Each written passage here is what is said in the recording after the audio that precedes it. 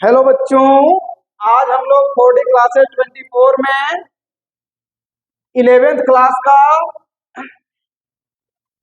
मात्रक एवं मापन में मात्रक के बारे में पिछले वीडियो में अध्ययन किए थे। उसमें हम लोग देखे थे कि मात्रक 3 प्रकार के होता है: मूल मात्रक, व्युत्पन्न मात्रक और पूरक मात्रक।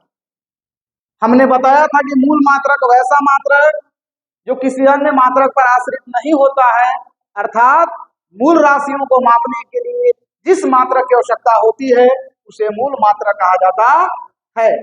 इसकी संख्या 7 देखे थे और इस मूल मात्रक से जो निकाला गया मात्रक है उसका नाम है व्युत्पन्न मात्रक। अर्थात वैसा मात्रक जो मूल मात्रक पर आश्रित होता है उसको व्युत्पन्न मात्रक कहते हैं।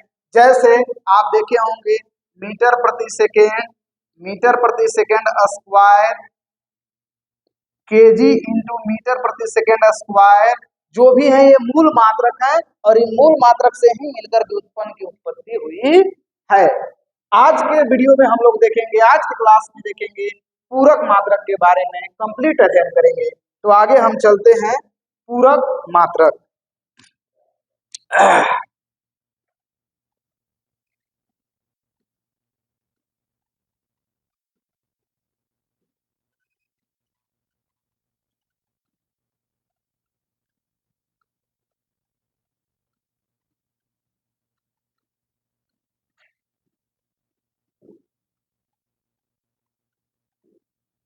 पूरक मात्रक, सप्लीमेंट्री यूनिट। अब देखेंगे फ्रांस के पेरिस में जो मात्रक प्रणाली के बारे में चर्चा किया गया था, मूल राशियों के बारे में चर्चा किया गया था, तो आप थोड़ा सा जान लें कि अफ्रीका महादेश है और अफ्रीका महादेश के ऊपर में चलते हैं तो यूरोप महादेश में एक देश है जिसका नाम है फ्रांस, और फ्रांस की राजधानी जो है पेरिस। ये किस नदी के किनारे बसा हुआ है? तो सीन नदी के किनारे। थोड़ा हम चर्चा कर देते हैं कि राशियों के बारे में। सबसे पहले फ्रांस में ही यह सम्मेलन बुलाया गया और इस प्रकार मूल राशि, व्युत्पन्न राशि और पूरक राशि का निर्माण किया गया। पूरे विश्व में उसका चर्चा हुआ और उस राशियों को मापने के लिए मूल मात्रक, व्युत्पन्न मात्रक और पूरक मात्रक बनाया गया।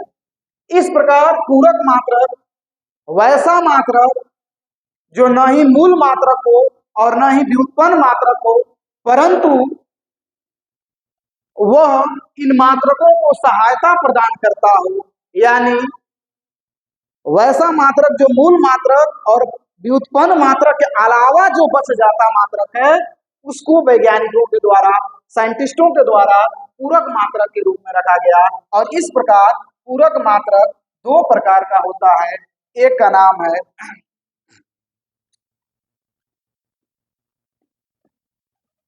रेडियन और दूसरा का नाम है अस्टेरेडियन। पूरक मात्रक 2 है, एक का नाम है रेडियन और दूसरे का नाम है अस्टेरेडियन। अब हम लोग बारी बारी से देखेंगे रेडियन क्या है, अस्टेरेडियन क्या है। तो रेडियन यानी कहने का मतलब हम यह भी इसका परिभाषा कर सकते हैं कि पूरक राशियों को मापने के लिए जिस मात्रक की आवश्यकता होती है उसे पूरक मात्रक कहा जाता है। पूरक राशि 2 प्रकार के होते हैं, समतल कोण और दूसरा ठोस कोण या घन कोण। तो पूरक मात्रक भी 2 प्रकार के होते हैं, एक का नाम है रेडियन और दूसरे का नाम है अस्टेरेडियन। अब हम चलते हैं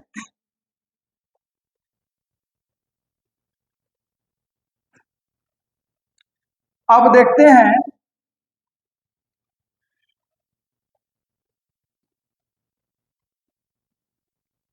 पूरक राशि और एक तरफ देखेंगे पूरक मात्रक। पूरक राशि 2 होते हैं, समतल कोण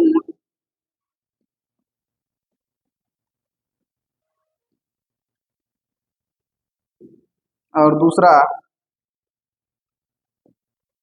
घन कोण,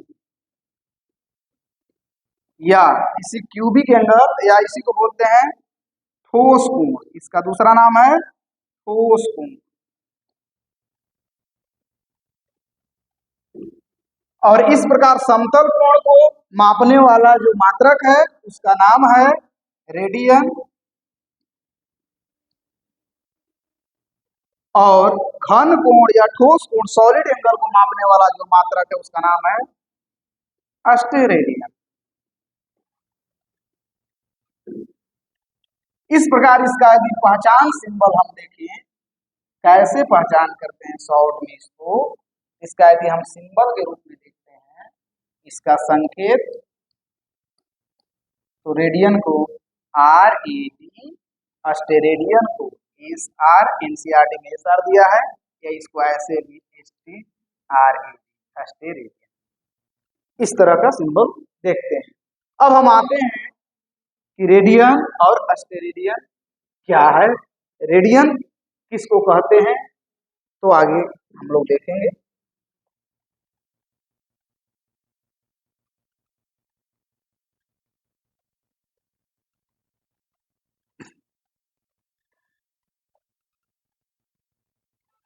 देखिए, दो तरह की आकृति होती है। आकृति आप देखेंगे तो दो तरह की आकृति होती है। एक आकृति होती है द्विविमीय, 2 डायमेंशनल, इसको शॉर्ट में 2D कहते हैं। द्वि के 2 और विमीय के अंग्रेजी डायमेंशनल होता है, 2 डायमेंशनल। एक होता है त्रिविमीय,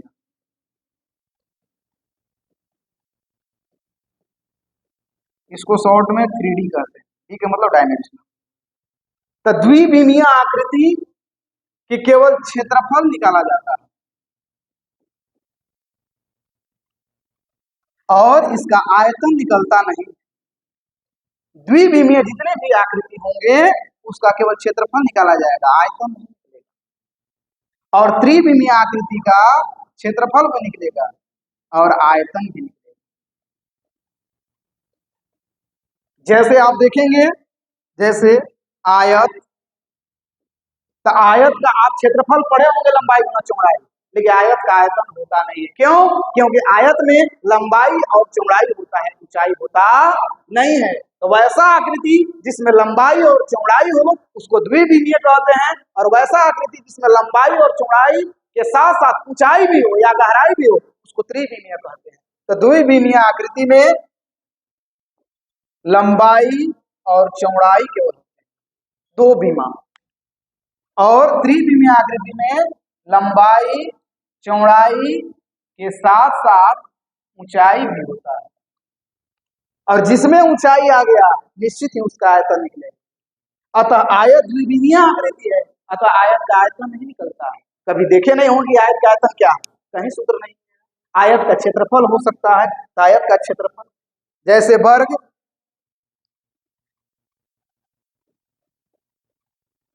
समचतुर्भुज, समलंब,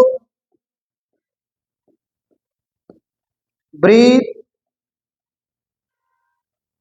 ये सब द्विविमीय आकृति है। इसका केवल क्षेत्रफल निकलता है, आयतन निकलता नहीं है। अब हम देखते हैं त्रिविमीय आकृति में, तो आप देखेंगे बेलन,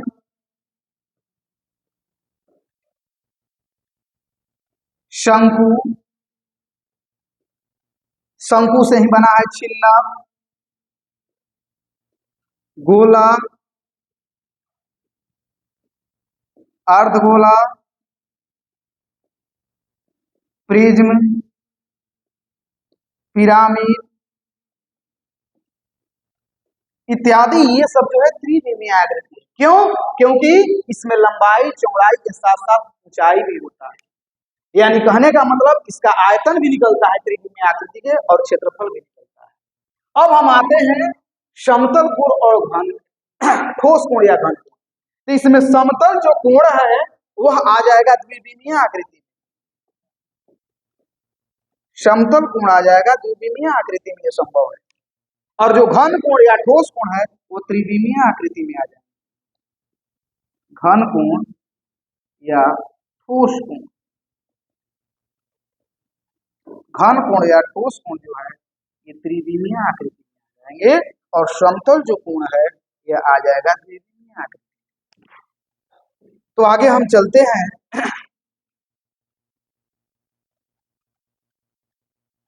अब हम देखेंगे समतल कोण,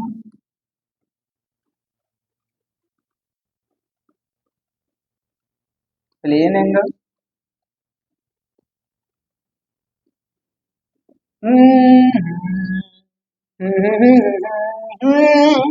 चलते हैं समतल कोण हम देखते हैं। तो द्विविमीय आकृति, अभी आपको हमने बताया कि वृत्त, वृत्त एक द्विविमीय आकृति है। क्यों? क्योंकि उसका क्षेत्रफल निकलता है, आयतन निकलता नहीं है। तो हम चलते हैं समतल कोण। तो सबसे पहले समतल कोण कैसी आकृति है? द्विविमीय आकृति, द्विविमीय आकृति। और इसमें हम लोग देखेंगे कि द्विविमीय आकृति में कौन सा है, तो किसी वृत्त,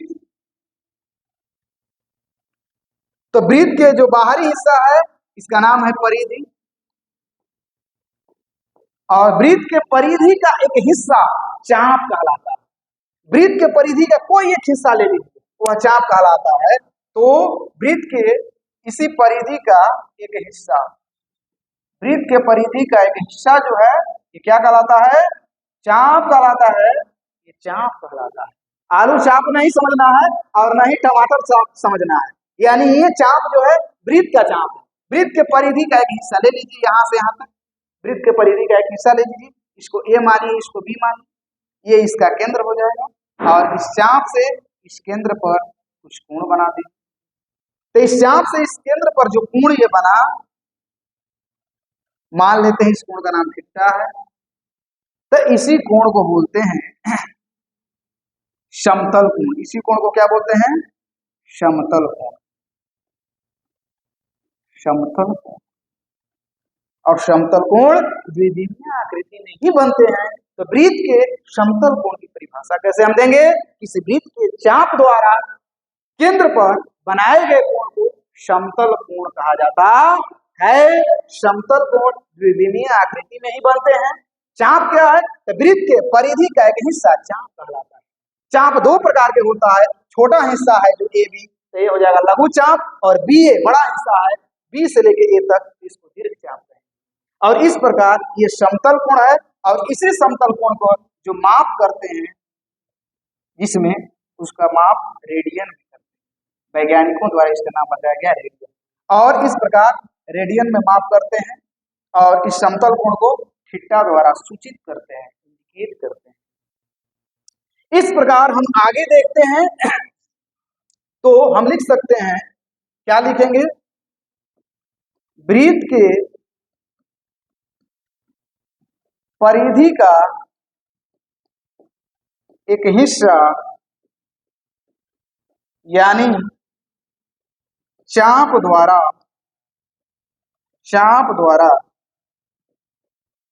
केंद्र पर बनाया गया कोण समतल कोण कहलाता है। समतल कोण कहलाता है, समतल कोण कहलाता है। और समतल कोण को थीटा द्वारा सूचित किया जाता है।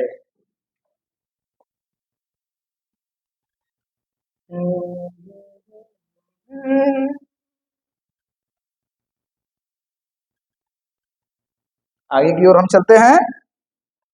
आप देखेंगे, अब देखते हैं कि ये वृत्त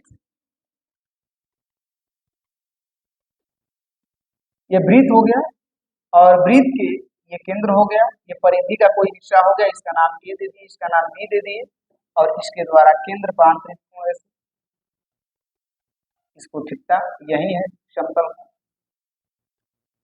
अब यदि ये त्रिज्या r है और ये इसका चाप है। यदि त्रिज्या के चाप को एल से हम सूचित करते हैं, स्मॉल एल, यदि और त्रिज्या के बराबर ये चाप की लंबाई हो, यानी आर बराबर यदि एल हो, तो सबसे पहले समतल कोण बराबर होता है, समतल कोण बराबर चाप और बटा में त्रिज्या। समतल कोण को थीटा से डिनोट करते हैं, चाप को एल से और त्रिज्या से, यानी थीटा बराबर एल बाई आर। और इस समतल कोण को आप जानते हैं इसमें माप करते हैं रेडियन। और इस प्रकार यदि देखते हैं, यदि एल और आर दोनों बराबर हो तो क्या हो सकता है, थीटा बराबर एल बटा में आर, चूंकि थीटा बराबर एल बटा में आर, थीटा बराबर एल और एल बराबर आर हम कर दिए, तो ये भी एल हो जाएगा, एल से एल कट जाएगा, नहीं बच जाएगा। तो यानी ये थीटा का मान जो होगा यह 1 रेडियन होगा। कितना रेडियन होगा, 1 रेडियन होगा। और इस प्रकार हम आगे की ओर देखते हैं कि यदि आप जानते हैं कि लंबाई एक प्रकार की दूरी है, और इस प्रकार लंबाई को एल से सूचित करते हैं विमीय सूत्र के रूप में, और त्रिज्या भी एक प्रकार की दूरी है, एक लंबाई है, लेंथ है, तो ये भी है, तो एल से एल खत्म हो जाएगा तो कुछ नहीं बचेगा, यानी एक बचा, तो एक बचा, इसका मतलब द्रव्यमान के टर्म में लिखेंगे तो एम जीरो, किसी भी चीज का पावर जीरो उसका मान 1 होता है, एम जीरो, एल जीरो और टी, यानी न ही द्रव्यमान का कोई घात है, न ही लंबाई का घात है, और न ही समय का घात है, तो ये इसका विमीय सूत्र हो जाएगा, यानी कोई घात नहीं है, अतः इसको कहेंगे यह विमाहीन है, विमाहीन, इसका कोई बीमा नहीं, ये विमाहीन है। और इस प्रकार थोड़ी सी चर्चा करते हैं कि किसी भी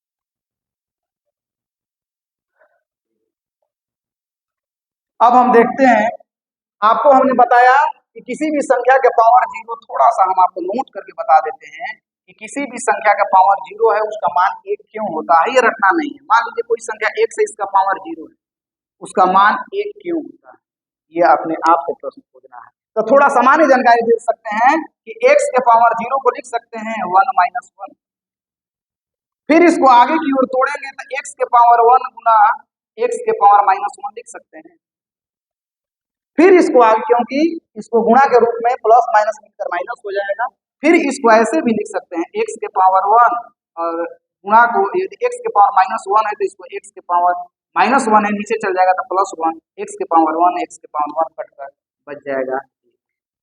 अतः हम कह सकते हैं किसी भी संख्या का पावर जीरो हो उसका मान 1 होता है। ये सामान्य जानकारी आपको हमने दे दिया, तो ये आपका समतल कोण है। अब हम चलते हैं, दूसरा आपका है, अब नोट में थोड़ा देखते हैं, ये विशेष बात है जानकारी के लिए हमें, नोट मतलब विशेष बात, इस वृत्त के परिधि को पूरा चाप मान सकते हैं, इस वृत्त के परिधि को यदि पूरा चाप हमने मान लिया तो केंद्र पर जो कोण बनेगा वो तो आपको थीटा है, यानी कहने का मतलब वृत्त के परिधि के हिस्सा द्वारा जो केंद्र पर कोण बनता है तो वही तो कहलाता है समतल कोण, थीटा। अब यदि वृत्त के जो परिधि का जो चाप है एल बराबर वृत्त के परिधि हो गया, पूरा हो गया वृत्त के परिधि 2 पाई आर, अतः हम जानते हैं थीटा बराबर समतल कोण बराबर एल बटा में, यदि चाप की लंबाई पूरा वृत्त की परिधि हो 2 पाई आर, और नीचे आर से आर खत्म हो जाएगा बराबर 2 पाई। आप जानते हैं कि ये समतल कोण है, अतः यह रेडियन हो जाएगा 2 पाई रेडियन। और यानी कहने का मतलब एक वृत्त के केंद्र पर कितना कोण बनता है रेडियन में, तो कहेंगे 2 पाई रेडियन। और इसका मतलब हम जानते हैं कि वृत्त के केंद्र पर पूरा 360 डिग्री का कोण बनता है, और यह 360 डिग्री कितने के बराबर रेडियन में होगा, तो 2 पाई रेडियन। अतः हम कह सकते हैं 360 डिग्री बराबर 2 पाई रेडियन, 360 आइए अब हम देखते हैं समतल कोण को माप करने वाला रेडियन है, उस पर कुछ प्रश्न देख लेते हैं। क्वेश्चन नंबर 1 है, वृत्त के संपूर्ण परिधि के द्वारा केंद्र पर कितना रेडियन का कोण बनता है। यानी वृत्त के संपूर्ण परिधि के द्वारा आपका option A pi radian, option B pi by 2 radian, radian को पाई के ही टर्म में लिखा जाता है, और ऑप्शन सी 2 पाई रेडियन, और option D none of this, इनमें से कोई नहीं। तो आइए हम देखते हैं, सबसे पहले चर्चा कर रहा है वृत्त के परिधि के बारे में। इसके परिधि के द्वारा, वृत्त के परिधि के द्वारा केंद्र पर जो कितने डिग्री का कोण आंतरिक होता है रेडियन में बताना। अब थोड़ा सा ध्यान देंगे कि वृत्त है तो इसकी यदि परिधि को देखा जाए तो ये हो गया, और ये जो है केंद्र, इसका ए नाम देते हैं, केंद्र को ओ नाम देते हैं, तो इसका त्रिज्या हो जाएगा ओ से लेके ए की दूरी जो है वो त्रिज्या है। चूंकि हम जानते हैं कि समतल कोण थीटा बराबर सूत्र होता है एल बटा, और जानते हैं कि यहाँ दिया है वृत्त की संपूर्ण परिधि, और वृत्त के संपूर्ण परिधि जो एल है वह कितना हो जाएगा 2 पाई आर, यानी चाप जो है वृत्त के संपूर्ण परिधि के बराबर है। अतः हम लिख सकते हैं 2 पाई आर अपॉन बटा में आर, आर से आर खत्म हो जाएगा, आपका बच जाएगा 2 पाई, और यह रेडियन में, चूंकि पाई की टर्म में ही रेडियन को लिखा जाता है। और इस प्रकार इसमें देखेंगे वृत्त के संपूर्ण परिधि द्वारा केंद्र पर कितना रेडियन का कोण बनेगा, तो ऑप्शन कौन चल जाएगा, आपका ऑप्शन चला जाएगा सी। ये क्वेश्चन नंबर 1। अब आते हैं क्वेश्चन नंबर दूसरा क्वेश्चन देखते हैं आपके सामने।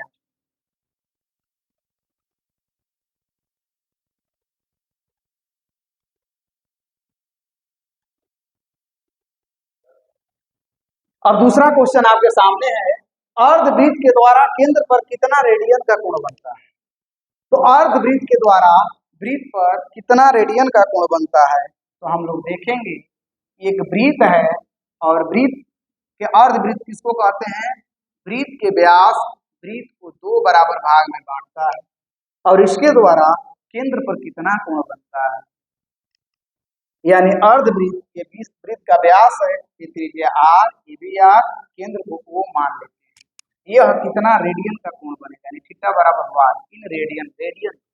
चूंकि हम जानते हैं कि फिर वही पुरानी कहानी, थीटा बराबर एल बटा में आर, और आप जानते हैं कि अर्धवृत्त के परिधि कहने का मतलब वृत्त के परिधि बटा में 2, यानी लिखेंगे कितना हो जाएगा, वृत्त की परिधि 2 पाई आर और बटा में 2 कर दिए तो अर्धवृत्त हो जाएगा, यहाँ से लेकर यहाँ तक की परिधि, यानी एल का मान हो जाएगा 2 पाई आर और बटा में 2, और फिर बटा में आपको जो है बराबर का चिन्ह जब भी है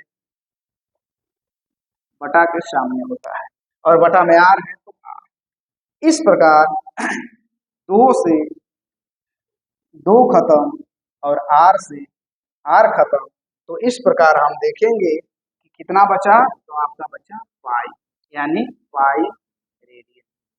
तो हमारा कहने का यही तात्पर्य है कि अर्धवृत्त के द्वारा, अर्थात अर्धवृत्त यानी परिधि के आधे हिस्सा द्वारा केंद्र पर कितना रेडियन का कोण बनाया गया, तो आपका हो जाएगा पाई रेडियन। आपके ऑप्शन नंबर बी में पाई रेडियन ही है, रेडियन में दिया हुआ है, क्योंकि रेडियन की चर्चा यहाँ कर दिया गया है, तो आपका उत्तर बी होगा।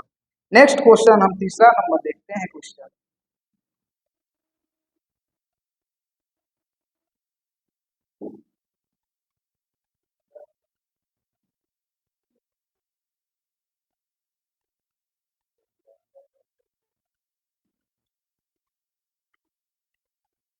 अब हम चलते हैं तीसरा नंबर क्वेश्चन, वृत्त के चतुर्थांश द्वारा केंद्र पर कितना रेडियन का कोण बनता है। तो वृत्त के चतुर्थांश यानी कहने का मतलब, चतुर्थांश का मतलब कि वृत्त का चौथा हिस्सा, चतुर्थांश का तात्पर्य क्या होता है, वृत्त का चौथा हिस्सा, चतुर्थांश का तात्पर्य होता है वृत्त का चौथा हिस्सा। तो वृत्त का चौथा हिस्सा कब आएगा, जब 2 व्यास एक दूसरे को काटेंगे, जब 2 व्यास एक दूसरे को काटेंगे तो प्रत्येक हिस्सा चतुर्थांश हो जाएगा, पहला, दूसरा, तीसरा और ये चौथा। और प्रत्येक चतुर्थांश का क्षेत्र बराबर होता है। हम एक चतुर्थांश को ले लेते हैं तो इसके द्वारा केंद्र पर कितना कोण बनता है, कितना रेडियन, तो हम देखते हैं। तो आप जानते हैं कि ये त्रिज्या r हो गया, ये भी त्रिज्या r। चतुर्थांश के मतलब वृत्त के परिधि का चौथा हिस्सा प्रत्येक चाप हो जाए। अतः हम चूंकि जानते हैं, फिर वही पुरानी कहानी, थीटा बराबर एल बटा में आर। थीटा जो है एल क्या है, तो प्रत्येक हिस्सा एल है, चाप का काम कर रहा है। वृत्त के परिधि का चौथा हिस्सा एगो हिस्सा हो जाएगा, तो हम लिख सकते हैं 2 पाई आर और बटा में 4 हो जाएगा। एल का मान ये हो जाएगा और आर है तो आर हो जाएगा, आर से आर खत्म हो जाएगा और 2 से कटेगा, 2 दूना 4, यानी आपका बच जाएगा पाई बटा में 2 रेडियन। अतः हम कह सकते हैं विद्यार्थी कि पाई बटा में 2 रेडियन आपका ऑप्शन कौन सा है, देख लेते हैं, ऑप्शन नंबर डी, पाई बटा में 2 रेडियन। इस प्रकार रेडियन क्या है, समतल कोण को मापने वाला एक इकाई है और चाप द्वारा बनाया गया कोण रेडियन कहलाता है।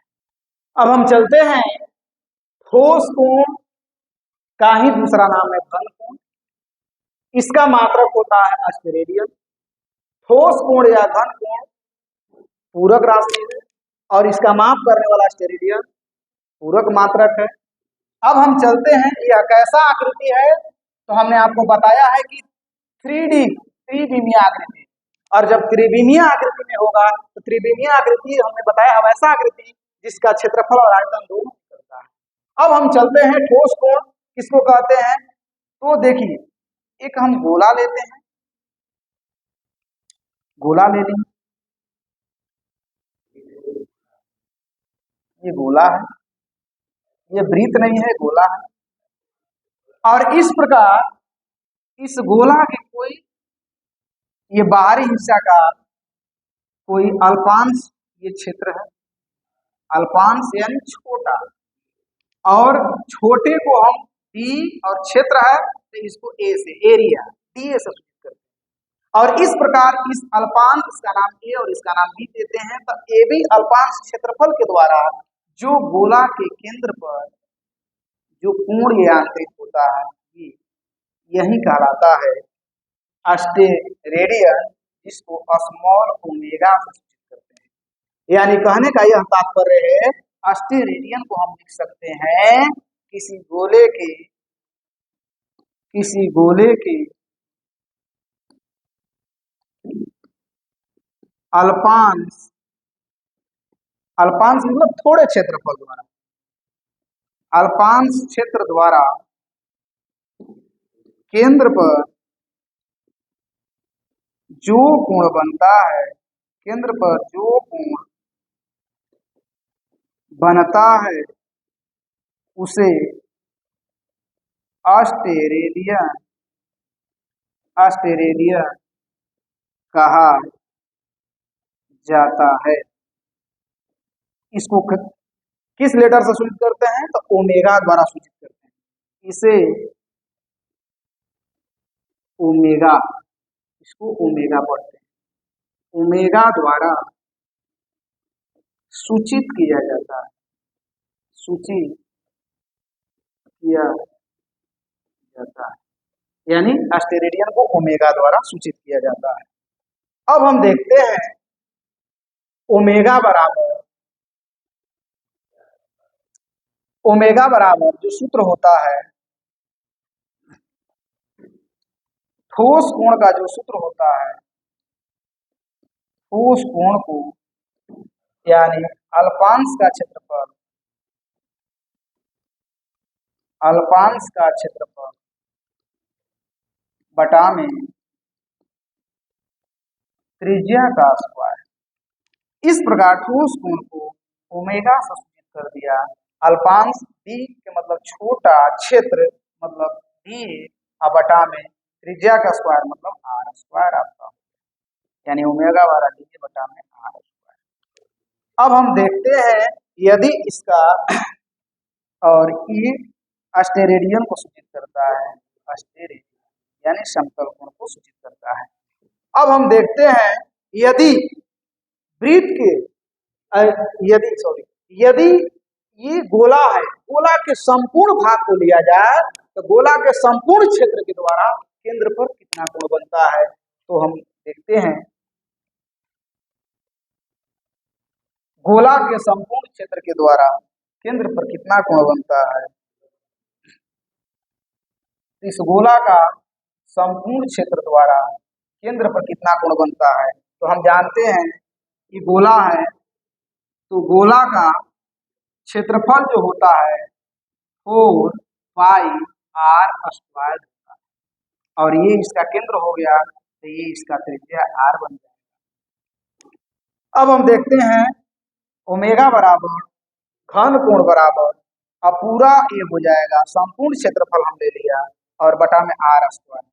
गोला का संपूर्ण क्षेत्रफल होता है 4 पाई r स्क्वायर बटा में r स्क्वायर, r स्क्वायर खत्म 4 पाई अस्टेरेडियन, यानी अस्टेरेडियन को SR भी कह सकते हैं। यानी कहने का मतलब कि संपूर्ण गोला द्वारा केंद्र पर बना कोण 4 पाई अस्टेरेडियन होता है। अतः अस्टेरेडियन जो होता है वह घन कोण या ठोस कोण का माप करता है और जो रेडियन होता है समतल कोण का माप करता है। अब हम एक क्वेश्चन इस पर देखते हैं। अब हम देखते हैं अस्टेरेडियन पर क्या क्वेश्चन बन सकता है। गोला के संपूर्ण क्षेत्र के द्वारा केंद्र पर कितने अस्टेरेडियन का कोण बनता है। तो आप जानते हैं कि अस्टेरेडियन ओमेगा बराबर DA बटा अल्पांश क्षेत्र बटा में त्रिज्या का स्क्वायर r स्क्वायर। इस प्रकार संपूर्ण गोला के बारे में चर्चा कर रहा है तो पूरा गोला का क्षेत्रफल हो जाएगा, यानी गोला का क्षेत्रफल और बटा में त्रिज्या का स्क्वायर। गोला का क्षेत्रफल हमने अभी बताया है 4 पाई r स्क्वायर बटा में r स्क्वायर खत्म 4 पाई अस्टेरेडियन हो जाएगा। तो ऑप्शन में कौन होगा तो आपका हो जाएगा 4 पाई अस्टेरेडियन। ठीक है, तो थोड़ी क्लास में आपका स्वागत है। इस प्रकार बहुत बहुत धन्यवाद। अगले वीडियो के लिए आप इंतजार करें। Best of luck.